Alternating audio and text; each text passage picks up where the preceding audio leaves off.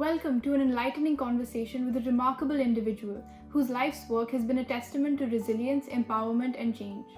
I am Nayantara, a president of Girl Up TSRS, a chapter of Girl Up United Nations. I have the privilege of speaking with Ruchira Gupta, Emmy Award-winning documentarian, esteemed advisor to the United Nations, and a tireless crusader for human dignity. As the founder of the groundbreaking anti-trafficking NGO Apne Aap, Ruchira ma'am has illuminated paths out of prostitution for thousands of girls, offering them hope of rebuilding their lives with dignity. Her contributions have been recognized with numerous accolades, including the prestigious Clinton Global Citizen and the Abolitionist Award bestowed by the House of Lords. In her role as an educator, Ruchira ma'am imparts her extensive knowledge and experience to students at NYU and Seton Hall University. Today, I am eager to delve into the narrative of her debut novel, I Kick and I Fly. This novel is not just a story, it's a journey of 14-year-old Hira from Bihar, India, who, through the power of Kung Fu, discovers the indomitable strength of her own spirit in the face of daunting adversity. Welcome, ma'am. This is your first novel, however, the subject matter is something that you've worked with closely for almost 3 decades. So, how hard was it to choose what to speak about and what to leave out, and why did you feel that it was necessary to write? Hi, Nayantara, and all of you in Girls Up. I'm so pleased to talk to you about my new book, I Kick and I Fly. I wrote I Kick and I Fly just for girls like you because I want you to know that girls can fight and girls can win. This book is about a 14-year-old girl called Hira.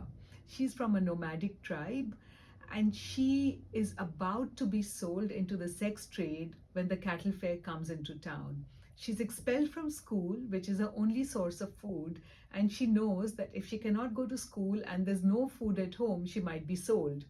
But just then, a women's rights advocate enrolls her in a Kung Fu program, and through the practice of Kung Fu, Hira discovers the power of her body and learns to fight for it. And she fights and fights and fights, to the point that she even disrupts a Indo-US trafficking ring. Now, how she does it, what happens, who helps her, how does she take on the class bully, you have to read I Kick and I Fly to find out. But the reason I wrote this book for young adults like you is because I want you to know that it's good to fight for what you believe in because you're more likely to win than lose if you stand up to an injustice. And you have asked me, Nentara, that how did I decide what to keep in the book and what to leave out in the book? That's a really good question because this book is based on true life experiences. Either what I went through by running my NGO Apne Aap that works against sex trafficking, what I witnessed, or what I saw other girls and other women experience in the red light areas of India, in Kolkata, in Bihar, and in Delhi. And I wanted to capture all this reality so you would see both truth and hope in my book. And I had a hard time, and then it became like mirrors. I would say, okay, this reflects reality and this does not. So I can leave this right out and I can keep this in. And I try to put as much of the truth in the book as possible so you can connect with it. It would be naive to imagine that caste and class are not at the center of this crisis. Could you tell us a bit more about the nut community to which the protagonist Hira belongs, and also about how the denotified castes and other minorities are often the most susceptible to these horrors? Hira, my 14-year-old protagonist, is a girl from a nomadic community known as the Nuts. Now, you will ask me who are the Nuts? The Nuts were formerly nomadic groups who were labeled as criminal tribes under British colonialism. What did that mean? How could a group be labeled as a criminal tribe? Well, the British wanted the forests because they wanted to cut the trees to make ships for the First World War. And so they evicted everyone from forests in India, saying that this forest doesn't belong to you, it belongs to us. And those people then suddenly became homeless. Also, then the British said that we want to sell made in England products to Indians, which is dairy products from companies like Caventers, medicines from companies like GlaxoSmithKline, also engineering products like bridges, the Howrah Bridge, etc. So the nut community, the nomadic group that I am talking about, were actually people who were very good at making medicines from forest products like fruits and berries and herbs that they found in the forests. They were also good at making rope bridges. They could throw it across the mountains and travel to sell their products. They kept goat and sheep, so they would sell milk products and they would sell meat. Because the British wanted to stop them from doing this, they outlawed them and called them criminal tribes. So the nut community was not allowed to live in the forests. They were not allowed to travel from place to place. And so they ended up, and they were not allowed to make or sell any of the products which was their livelihood. So they ended up living as squatters on either government land, which belonged to the British, or to the land of what is known as zamindars. And they had to do the most menial chores for British authorities or these landlords. In fact, sometimes even make the women sexually available. And over 50, 100 years, the men and the women even forgot that they were nomads, that they had all these skills and abilities, and they became trapped in intergenerational prostitution. Prostitution passed down from mother to daughter, and pimping from father to son. And they even did not know that they could survive in any other way. So, that is the nut community that I write about. I noticed that throughout the novel, you are careful not to paint Hira's father in a completely negative light. So he's threatening, but there appears to be a lack of choice there too. Did your novel mean to have the absence of choice as one of its central themes? My book addresses the absence of choice which traffickers take advantage of to sell girls and women into the flesh trade. Because very often we think when we see a woman smiling on the street that she's the happy hooker. But do you know that she's forced to smile by a pimp, by a brothel manager? Because if she does not smile, a customer will not buy her. And if a customer does not buy her, she will not get food that very night. So the girl that we see smiling is really being controlled by her absence of choices. Her choicelessness could be based on poverty. She could be poor, she could be hungry, she may not have a roof over her head. She may be being bullied at home by a husband, by a brother, by a father who says your duty is to do whatever I tell you. She has no agency over her life. In I Kick and I Fly, I start from describing the hunger that Hira faces to the house that she lives in, which is constantly flooded and cold, to the choicelessness that her mother experiences, who's breaking stones on the highway and still cannot feed her family and has to look along the railway tracks for discarded food, to the father who's evicted from his house, told he's a criminal, not given any kinds of jobs, and ends up working for a criminal eventually. And the criminal tells him, you've got to sell your daughter. So these absence of choices can continue in many, many ways in a person's life. And it does not excuse any of them for the actions they take to sell Hira, their desire to sell Hira. But it explains that prostitution really is an absence of choice. It's not a choice. Because the United Nations Office for Drugs and Crime says that of the millions of people who are trapped in as victims of sex trafficking today in prostitution across the world, they all were put into prostitution between the ages of 9 and 13 in India or in America. They all came from marginalized communities, Black or Native American in America, oppressed castes and denotified tribes in India, and they are female, and also that is a point of stigma and discrimination in many of our societies. So the access to food, the access to education, the access to jobs was already cut off, and traffickers knew they could target these people. So this is how their choices were never real choices, they were an absence of choice, and that's what I describe in my book. How difficult is it to break away from the stigma that's responsible for intergenerational prostitution? Does the answer lie in education? For many people who are trapped in intergenerational prostitution, they feel ashamed because they think they are somehow to blame for the situation they are in. So, education is the best way to deal with this by making them aware that they are not at fault. It's the system which is crazy and which is at fault. They are not alone. There is a society which will come forward to help them out of this system of exploitation. And the stigma is not theirs, but the stigma is of the buyers who buy them to exploit them and of the traffickers who sell them just to turn a profit.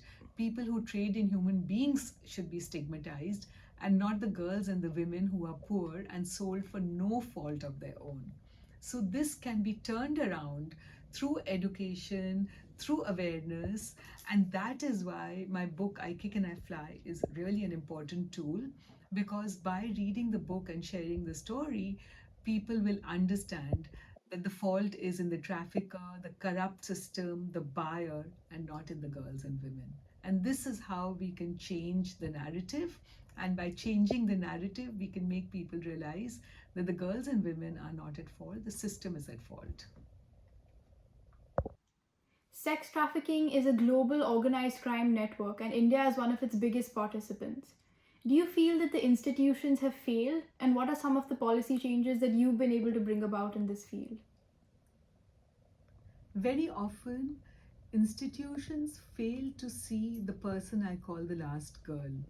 To me, the last girl is the most vulnerable of human beings. She is the last because she is poor, she's female, and she's a teenager. So already her choices are taken away from her. And then on top of that, she could be from an oppressed caste in India, an indigenous community in Africa, or Black or Native American in America. So, what happens when all these things intersect? These intersecting inequalities cut her off from the very basic needs that are so important in our lives: food, clothing, housing, education, a skill to get a job in the future. All of this is cut off from many, many girls. And that is why traffickers can prey upon them. What can we do about it? And what is it that Apne Aap has done? So Apne Aap understood that basic needs are human rights for the last girl, and we created a system, an approach, if you will, or a model called the 10 asset approach to make sure that this last girl could become the first. And how did we reach her? We set up community centers inside red light districts, and each of the 10 assets were made available to a girl or woman through an 18-month to 3 years program in which she accessed safety through our safe space in the community center. We were able to help her through access education through first our community classrooms and then admission to regular schools and colleges. Then we helped her regain self-esteem, which is the third asset, and that was through dance and music and storytelling and karate and kung fu, the love of her body. The fourth was many marginalized people across the world don't have IDs. So we helped the girl get IDs and also helped the women and girls gain some political confidence and political knowledge and taught them how to speak to authorities individually and collectively. So these were the 5 assets that we built our blocks of change on. And then after that, through the government IDs, the women were able to access low cost food, low cost housing, low cost healthcare, low cost education, and sometimes even low cost subsidized loans, which helped them start new businesses. And then we did skill training and job linkages so the women could get those and help them open bank accounts and start savings groups and help the girls get into schools. And through the schools, the life transformation began. And slowly, we started organizing the women and girls in small groups of 10, so that at any given moment, the girl or the woman was not alone, but she would always have a circle of 9 friends. And these 10 assets turned her life around. And one of the assets which I'm going to mention last is the asset of legal protection. Because if you cannot put your traffickers in jail, if people are there to defend the buyers, then nothing can protect that last girl who is so vulnerable already, that who's going to stand up to fight for her. So we increased choices for the last girl through our 10 asset approach, and we decreased choices for the trafficker and the sex buyers through our 10 asset approach. And how did we also do that at a larger level outside the community centers? Because through our community centers, we've helped more than 20,000 women and girls exit systems of prostitution through this 10 asset approach. But what we also did was that we started going for policy change, legal change. So I went to the UN and I asked for a UN protocol. I'm talking about 2 decades ago, saying that the protocol should invest in those who are the most marginalized, the last girls, with food, housing, education, and legal protection, and also have laws which punished the sex buyers and the traffickers for trading in human beings. And the UN protocol did get passed, and today it's the gold standard across the world on which the country's law is based to take on what we now call the crime of human trafficking. I did the same at the US Senate, and that became the federal law in the US after I testified and many other people testified. And today it's called the Trafficking Victim Protection Act. I did the same in Indian Parliament, and many of the apne aap survivors who had become more confident through our community centers also went and testified in Parliament along with me. They marched on the streets, held press conferences, and we got a law called Section 370 Indian Penal Code, in which now the traffickers are punished and the women and girls are not, but given services instead. So these are the kind of policy changes that we have managed to implement for the last girl.